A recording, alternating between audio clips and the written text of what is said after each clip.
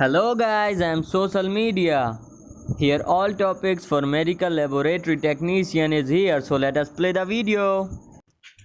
Today we are discussing about systemic lupus erythematosus and what is ELI cell. So general knowledge of systemic lupus erythematosus. Systemic, it means affect the multiple organ. Lupus is a Latin word. It means wolf. Means it affect the skin or body like wolf. Erythematosus, it means redness of the skin. Introduction. It is an autoimmune disease or collagen disease. SLE has two forms, systemic or disseminated form and discoid form. Systemic or disseminated form. It is characterized by acute and chronic inflammatory lesions. It is widely distributed in the body. There is presence of various nuclear and cytoplasmic autoantibodies in the plasma. Discoid form. It is characterized by chronic lesions. It is localized skin lesions. For example, bridge of nose, adjacent cheeks, etc. Etiology of SLE. So exactly etiology is don't know, but certain autoantibodies are found in the plasma in SLE.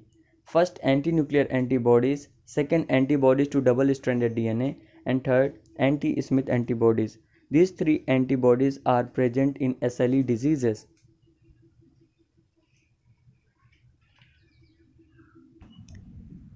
Anti-nuclear antibodies ANA. It is the antibodies which against the nuclear antigen that include DNA as well as RNA. It is present in 98% cases in SLE. So friends, anti-nuclear antibodies एक antibody है जो हमारे other cell के nucleus को destroy कर देती है, चाहे वो डीएनए हो चाहे वो आरएनए हो। ये प्रेजेंट होता है 98% इन एसएलई डिजीज़ में। एंटी डबल स्टैंडर्ड डीएनए ये बहुत मोर स्पेसिफिक है, ये प्रेजेंट होता है 70% केसेस में एसएलई के। Anti Smith antibodies, these are also antibodies which against Smith antigen which is part of ribonucleoprotein. Smith antigen is a auto antigen. Smith जो होता है ये आउटो एंटीजन होता है, ये कंपोज होता है आरएनए और प्रोटीन से।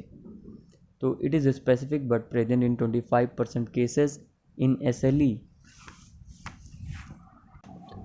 फ्रेंड्स, अभी तक हम लोगों ने एसएलई के इंट्रोडक्शन के बारे में बात किया है कि एसएलई एक आउटो इम्यून डिजीज़ है, कोलेजन डिजीज़ है और exactly etiology we don't know, but there are three types of antibodies are found in SLE.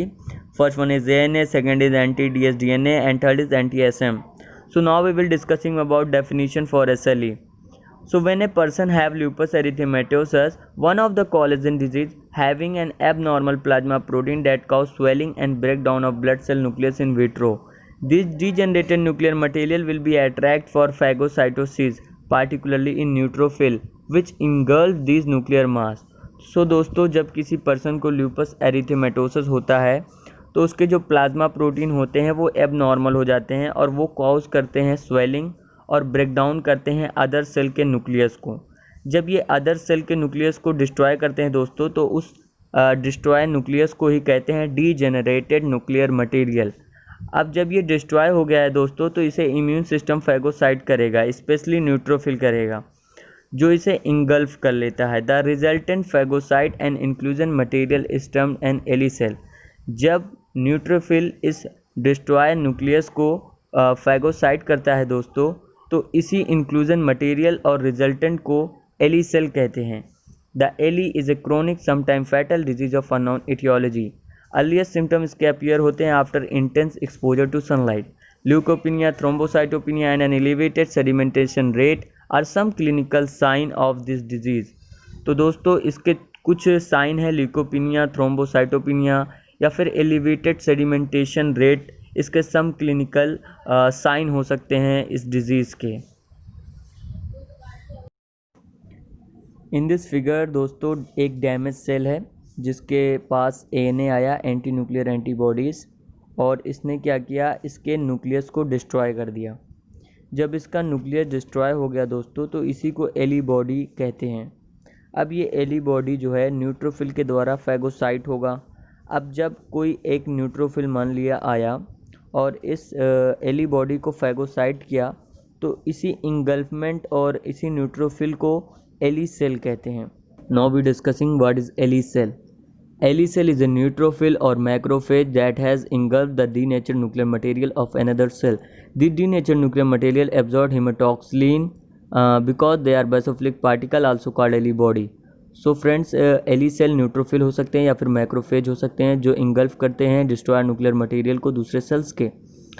जो डीनेचर्ड न्यूक्लियर मटेरियल होते हैं दोस्तों, डिस्ट्रॉय न्यूक्लियस होते हैं, ये बेसोफिलिक पार्टिकल होते हैं, इसीलिए ये बेसिक डाई को एब्जॉर्ब कर लेते हैं। Example haematoxylin. The LE cell was discovered in bone marrow in 1948 by Malcolm McCallum Hargraves. He is a physician and practising histologist at the Mayo clinic. Classically LE cell is analyse microscopically, but it is also possible to investigate these phenomena by flow cytometry. Flow cytometry एक special instrument है दोस्तों जिसमें हम specific sales को diagnose कर पाते हैं। What is Early cell phenomena? It is the first laboratory test for the diagnosis of systemic lupus erythematosus. This test is based on the principle of that antinuclear antibodies ANA cannot penetrate the intact cell and thus cell nucleus should be exposed to bind with ANA. The binding of exposed nucleus bind with ANA result in homogeneous mass nuclear chromatin material called LE body और haematoxylin body.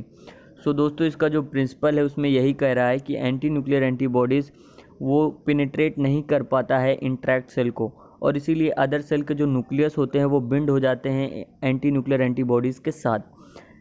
जो bind हो जाते हैं anti nuclear antibodies के साथ वही Eli body कहलाते हैं दोस्तों। एली सेल इंगल्फ करता है अदर इंजर्ड न्यूक्लियस को दूसरे सेल्स के।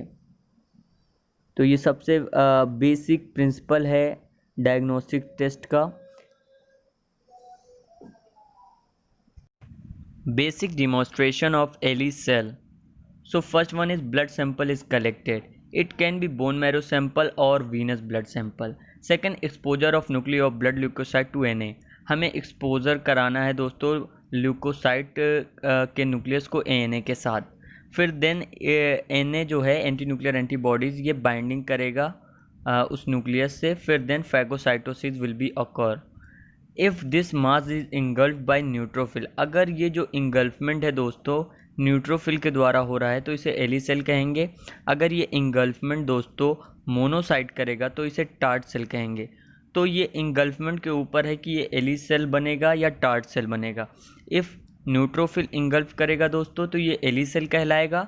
इफ़ मोनोसाइट अगर इंगल्फ करेगा दोस्तों तो इसे टार्ट सेल कहते हैं। There are two methods of demonstrating LE cell and anti-nuclear antibodies. First one is rotatory bead method and second is fluorescent antibody method. In rotatory bead method दोस्तों ये present नहीं positive रहेगा तो इसे cut करके positive कर लीजिए। तो इसमें क्या होता है 75 से 80% जो केसेस होते हैं इसमें पॉजिटिव आ जाते हैं। इन फ्लोरेसेंट एंटीबॉडी मेथड दोस्तों इसमें 95 से 100% केसेस लूपस एरिथेमेटोसस के पॉजिटिव ही आते हैं।